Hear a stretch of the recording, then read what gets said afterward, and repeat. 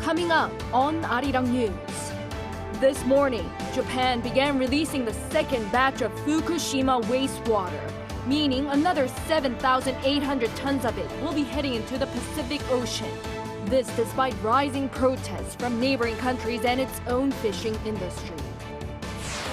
South Korea and Japan hold vice-ministerial talks today in Seoul for the first time in 9 years as a follow-up to a historic leader summit held in March. On top of their agenda, deterring North Korea's nuclear and missile threats. South Korea sees its inflation speed up in September, jumping on year by 3.7%, the fastest pace in 5 months, driven by higher energy and food costs. But the government expects the inflation to slow from this month.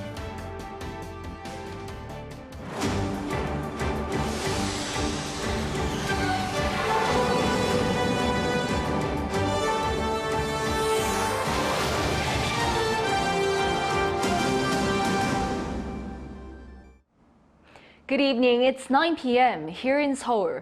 Thank you for joining us on Arirang News. We begin with Japan releasing wastewater from the destroyed Fukushima nuclear power plant. This morning, the discharge of second batch started, and over the next few weeks, another 7,800 tons will be poured into the Pacific Ocean. To address public concerns, South Korean experts are there to monitor the data, and the authorities say they'll make sure this does not affect the health and safety of the people. Our foreign affairs correspondent Peunji leads us off. Japan has begun to discharge a second batch of wastewater from the Fukushima nuclear power plant into the sea. Just like the first batch that was released from August 24th to September 11th, a total of about 7,800 tons of water will be heading into the Pacific Ocean. The process will take 17 days until October 23rd, meaning around 460 tons a day will be released. The South Korean government confirmed at a press briefing that the plant operator began the process on Thursday morning. The Tokyo Electric Power Company started to release the second batch of water at 10:30 a.m. and our inspection team is also currently monitoring related data. As I have said before, our government will do its best to make sure that it does not affect the health or safety of Koreans.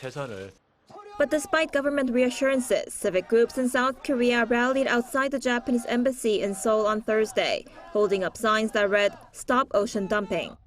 The protesters urged Japan to immediately halt the release process, saying samples of the second batch of wastewater contained a small amount of radioactive material, such as cesium. They said this shows that the ALP system cannot remove radioactive material from the wastewater completely, and that they cannot trust the Japanese government that's been saying the water is safe. Meanwhile, a Chinese local news outlet also strongly criticized Japan's latest move. Citing Einar Tangen, a senior fellow at a Beijing-based think tank, the Global Times on Thursday called Japan a rogue nation, saying that it was releasing nuclear garbage without addressing concerns from its neighbors or its people.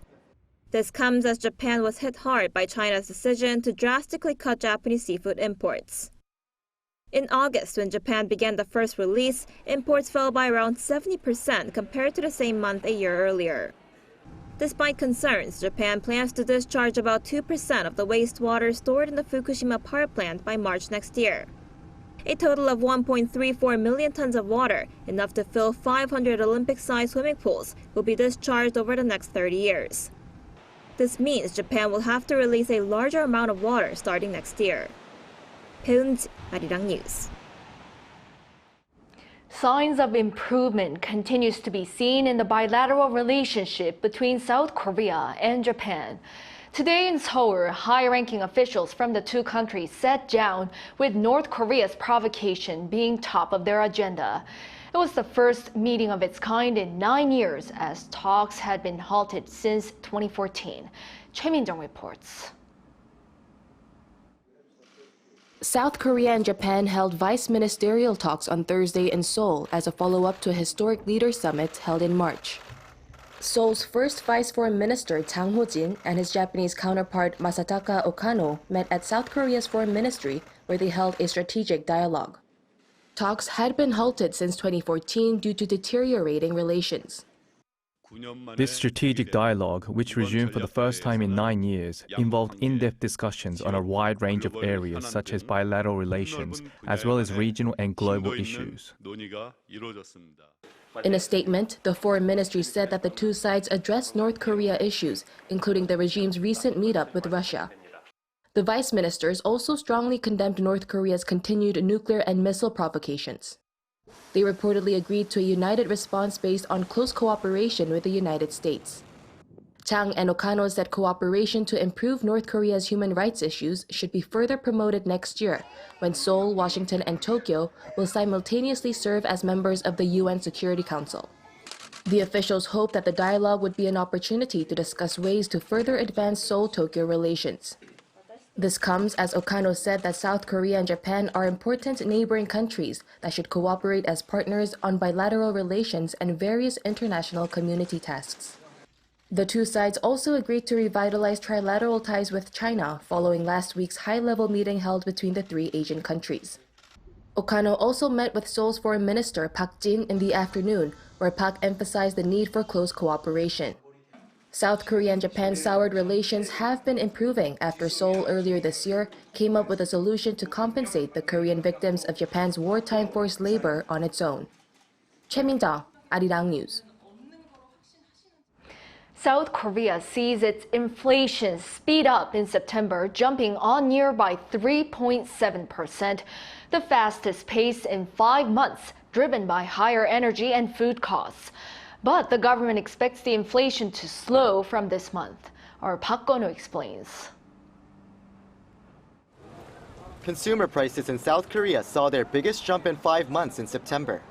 According to Statistics Korea on Thursday, the Consumer Price Index, a key gauge of inflation, rose 3.7% year-on-year last month, mainly due to high prices for oil and agricultural products. The cost of petroleum products had dropped almost 26% on-year in July, but rising oil prices in recent months pushed the on-year drop to 4.9% in September, significantly affecting inflation. Prices of agricultural products rose 7.2% on-year last month. Among them, fruit, especially apples and peaches, saw the biggest on-year rises since October 2022. This was caused by poor weather during summer, leading to smaller yields and less fruit being exported. The CPI has been plunging since January this year, when the index was 5.2%, the highest in 2023, dropping as low as 2.3% in July. It rose to 3.4% in August, and again in September to 3.7%. Core inflation, excluding volatile food and energy price changes, also jumped 3.3% on-year in September. At an emergency economy meeting in Seoul on Thursday, Finance Minister Chu Kyung-ho said that inflation will ease as seasonal factors, such as heat and heavy rain, are no longer a concern. Along with slowing service sector prices, which are usually a major factor for inflation, and core inflation remaining at the 3% level, inflation is expected to stabilize from October. He added that the ministry will do its very best to stabilize inflation amid uncertainties. But as price uncertainty remains due to factors such as the recent volatility of oil costs, the government will remain on alert to try to address rising prices through all means. Park Gon-woo, Arirang News. In related news, high inflation stretches out to milk and other dairy products as well, with the hike in the price of raw milk. Consumers are raising concerns over accelerating inflation, as many are already affected by the high prices. Our business correspondent Shin Ha-young reports. Starting in October, the Korea Dairy Committee raised the price of raw or unpasteurized milk by 88 Korean won or 8.8% to 1,084 won, which is about 80 US cents per liter. This is the steepest increase since 2013, when the country introduced a unique system for determining raw milk prices based on production costs rather than supply and demand to protect dairy farmers and facilitate better price negotiation. Following the increase in raw milk prices, South Korea's major dairy companies have raised their prices for a liter of milk by around 3 to 6%. Consumers are expected to be hit hard by rising milk prices, with skyrocketing shopping cart prices already putting a dent in their wallets. As I get older, I find myself drinking about a glass of milk a day, so I tend to choose buy one get one free deals. Milk is not the only item affected by rising prices. It seems like the prices of meat and seafood have really gone up. There were things that used to be relatively affordable in the past, but now rising prices made me hesitate to buy them. In fact, global sugar prices have hit a 12-year high, hinting at increased processed food prices for the rest of this year. This is due to recent severe droughts and abnormal weather conditions, which have been affecting major sugar exporters, particularly India, the world's largest sugar-producing country. Following the tightened oil supply from the OPEC+, rising oil prices is another concerning factor. According to the Korean National Oil Corporation, as of Monday, the average price of gasoline at gas stations nationwide increased for 12 consecutive weeks. Starting this Saturday, subway fares in the capital region will be hiked for the first time in 8 years. One expert emphasized easing inflation expectations as a measure for the government to control overall inflation. If everyone starts expecting prices to keep going up, it tends to trigger a continuous rise. So easing inflation expectations is crucial. That means the government needs to demonstrate its commitment to price stability, securing trust from the public regarding the matter. Earlier this week, Seoul's top office said the Yoon administration will focus on improving the cost of living and continue to manage price levels in the fourth quarter of this year. 신하영, Arirang News. People in South Korea spend more on travel and transportation in the month of August, and much of it was done online as this reached new highs during the last month of the summer holiday season. Data from Statistics Korea on Thursday shows that online transactions for travel and transportation surged a little more than 29% to 2.2 trillion won, or around $1.6 billion US. That's the highest ever on record on a monthly basis. Online shopping for food and beverages rose slightly more than 5% to reach an all-time monthly high as people prepared for the Chuseok holiday. This led to the total value of online consumption rising 6.1% compared to a year earlier to 19.1 trillion won, or around $14 billion, the second highest amount on record. In light of the Hangeul Proclamation Day, or the date to celebrate the Hangeul alphabet next Monday, October 9th, President Yoon on Thursday made a surprise visit to the National Hangeul Museum just down the street from the presidential office in Yongsan. There he saw the exhibition for the history behind the Korean alphabet called Hunminjeongeum, the design of a writing system beyond millennia, along with other exhibits, while meeting some young students on class trips there. As he wrapped up his tour, he emphasized that King Sejong developed the Korean alphabet, an easy-to-learn method of communication to ensure everyone, even people deprived of education, can learn to read and write as well. And that this reflects South Korea today, promoting freedom, equality, and prosperity. Following the leak of the Nobel Prize in Chemistry yesterday, the prize for literature was awarded according to schedule on Thursday afternoon. It went to Norwegian author Jon Fosse, who is one of the most widely performed playwrights in the world and was awarded the biggest prize in global theater, the Ibsen Award, back in 2010. The Swedish Academy said he was selected for his innovative plays and prose, which gives voice to the unsayable.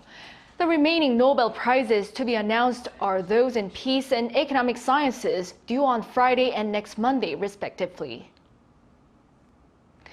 Turning now to the situation in Ukraine. It has been reported that Russia has withdrawn powerful vessels from the main naval base on the Crimean Peninsula, where the Black Sea Fleet's main base is located. As our Yoon reports, this will likely come as a huge boost to Ukraine and a blow to Russia. Russia has pulled a large number of its Black Sea fleet from the Crimean region for better protection, indicating that this is the result of increased Ukraine missile and drone attacks, severely damaging Russian vessels in the headquarters of the Black Sea Fleet. According to a Wall Street Journal report on Wednesday local time, citing Western officials and satellite imagery verified by naval experts, Russia has withdrawn powerful vessels from Sevastopol and sent them to other ports. The move represents a big setback for Russian President Vladimir Putin, as Crimea has served as the key hub supporting Russia's full-scale invasion of Ukraine. However, according to naval experts, the immediate military impact is somewhat limited since these ships can still launch cruise missiles at civilian infrastructure, like ports and power grids. Ukraine's previous strikes had already disrupted the blockade of Ukrainian ports, denying Russia access to parts of the Black Sea and providing Ukraine with a new route for economically crucial grain shipments. Nonetheless, the withdrawal comes at a good time for Ukraine as its counteroffensive is progressing slower than anticipated due to heavy losses, and political uncertainties in the U.S. have raised concerns about funding for Kyiv's efforts to expel Russian forces. While the move may represent only a temporary solution to protect against further attacks from Ukraine, the mass relocation of heavy vessels shows the threat of Kyiv's strike capabilities. Yoon, Arirang News. A flash flood in northern India has led to at least 14 deaths and over 100 missing, with rescue efforts still underway. A cloudburst over a lake in the state of Sikkim on Wednesday triggered the flood and was exacerbated by water being released from a nearby dam. Local media has reported that over 3,000 tourists are also stranded in the area, and among those missing are 23 Indian Army personnel. 14 bridges have also been washed away, heavily affecting transport services. The Himalayan state is said to be prone to flooding, with tens of thousands displaced last year due to severe floods.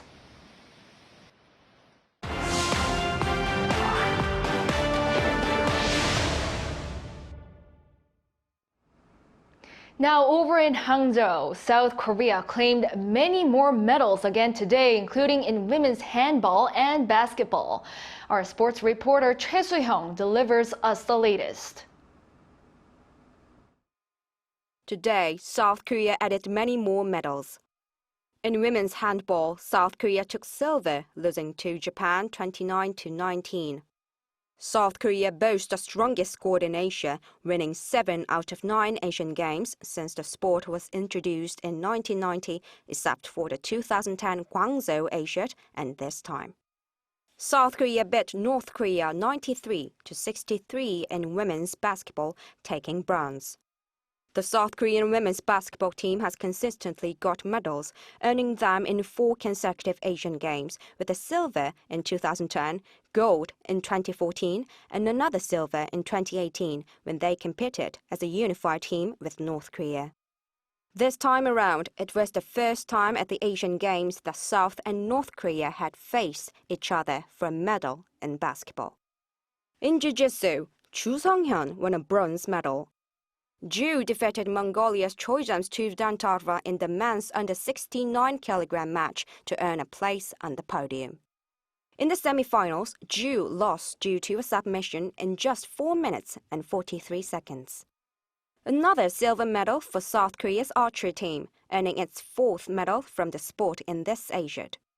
In men's compound archery team event, India beat the Korean trio of Chu Jae-hoon, Yang Jae-won, and Kim Jong-ho by 235-230 in the final match. This is Ju's 2nd medal in Hangzhou, following his silver in the compound mixed team event yesterday. Earlier today, Korea won the bronze medal by defeating Indonesia with a score of 232-229 in the women's compound team event. Oh Soo-hyun and Cho Soo-hwa won their first ever Asian medals, while So Chae-won a 2nd, following a silver with Ju. This is the 3rd medal in archery for Team Korea at the Hangzhou Asiad. Choi Soo-hyung, Arirang News.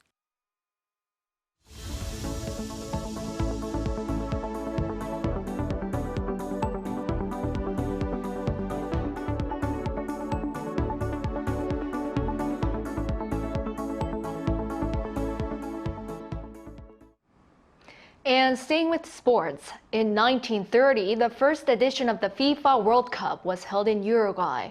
And to mark the tournament's 100-year anniversary, the 2030 FIFA World Cup will be hosted by 6 countries in 3 continents for the first time. Our An Sung-jin with the details. The 2030 Men's Football World Cup will see games played in 6 countries across 3 continents: Africa, Europe, and South America. FIFA announced on Thursday that Spain, Portugal, and Morocco will co-host the tournament, while Uruguay, Argentina, and Paraguay will stage the tournament's 3 opening games to mark 100 years since the first World Cup. Morocco and Portugal will take on hosting duties in the global tournament for the first time, while Spain last hosted in 1982. With the African Cup of Nations and then the World Cup 2030 in Morocco, the country will prosper and more tourists and national teams from different countries will meet in Morocco. It has been a discreet, constant and hard work. It's a work of many months and years. Now we have an important task ahead of us, which is to meet the goals requested by FIFA. It is the first time the World Cup will have games played across 3 continents. Uruguay especially holds significance in that the country hosted the inaugural World Cup final in 2030. FIFA President Gianni Infantino said the World Cup would unite the world while celebrating together the beautiful game. In a divided world, FIFA and football are uniting, bringing everyone together, bringing football everywhere. All 6 host nations automatically qualify for the 48-team tournament. Formal approval is set to be given next year at a meeting of the 211 FIFA member federations. FIFA also opened the bidding to countries wishing to host the World Cup in 2034. An Sung-jin, Arirang News. In other news, pine trees are known for their abundance of phytoncides. Extracting pine tree oil abundant in these is a growing business in South Korea. Jung Eun-ju has more. People walk along a path through an area densely populated with pine trees when a sudden shower begins. Pine forests are famous for phytoncides. Maybe it's because it's raining today, but the scent of it seems stronger. This pine forest covers an area equivalent to 7 soccer fields and was established in the 1970s. Approximately 14,000 pine trees grow here, and selective logging operations are conducted regularly. Resin and oil are immediately extracted after logging. Beneficial phytoncides are contained within the oil. The oil extraction process involves placing finely chopped pine wood into a vessel, heating it to create steam, and then distilling it. Phytoncides are volatile organic compounds, so they evaporate quickly over time. To capture various components is crucial to complete the extraction quickly. Research results show that this pine oil contains about 5 times more phytoncides compared to regular pine trees. It also contains over 80 anti-inflammatory and antibacterial substances, accounting for more than 90% of the composition. The oil is used to create various products such as toothpaste, shampoo, bath soap, sunscreen, and deodorants. We support the growth of agricultural venture startups, around 370 companies each year. This place utilizes pine-extracted oil to create functional products. The 45-year-old pine forest is currently undergoing some facility improvements. Use of the pine forest is planned to be expanded further, such as offering it as a healing space for patients with atopy and those who wish to experience phytoncides. Jung Eun-ju, Arirang News.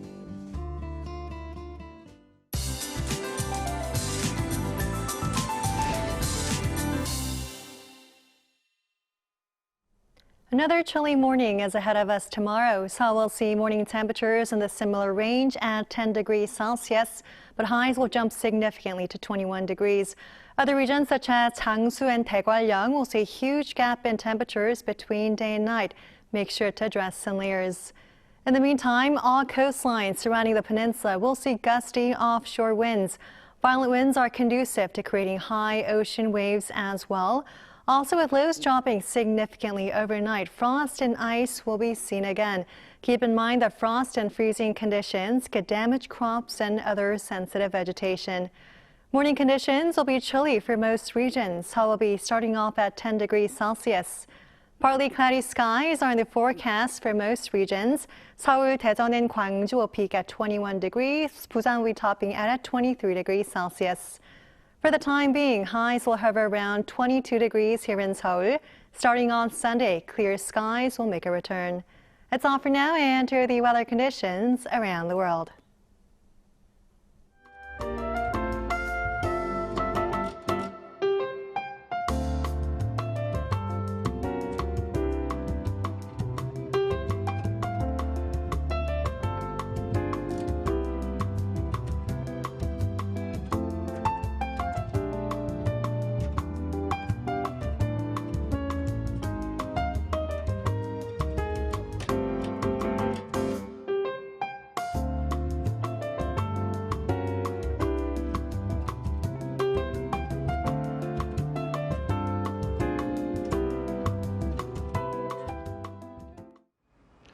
Well, that is all for tonight's newscast. Thank you for watching.